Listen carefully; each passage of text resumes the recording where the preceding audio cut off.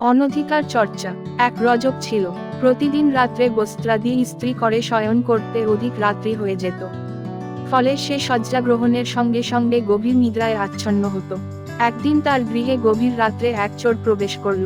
প্রাঙ্গণে বাঁধা রজকের বস্ত্রবাহী গর্দভ কুকুরের ঘুম ভাঙিয়ে বলল, শীঘ্র চিৎকার করে প্রভুর ঘুম ভাঙিয়ে দাও। ঘরে চোর প্রবেশ করেছে। কুকুর বলল, আমার কর্তব্য বিষয়ে তোমাকে চিন্তিত হতে হবে না।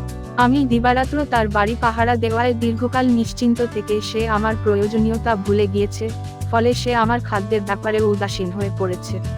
কারণ বিপদের সঙ্গে পরিচিত না হলে বৃত্ত সম্পর্কে প্রভু উদাসীন হয়ে পড়ে। গর্দভ বলল, ওরে বর্বর, কার্যকালে যে পুরস্কার চায় সে কুৎসিত বৃত্ত।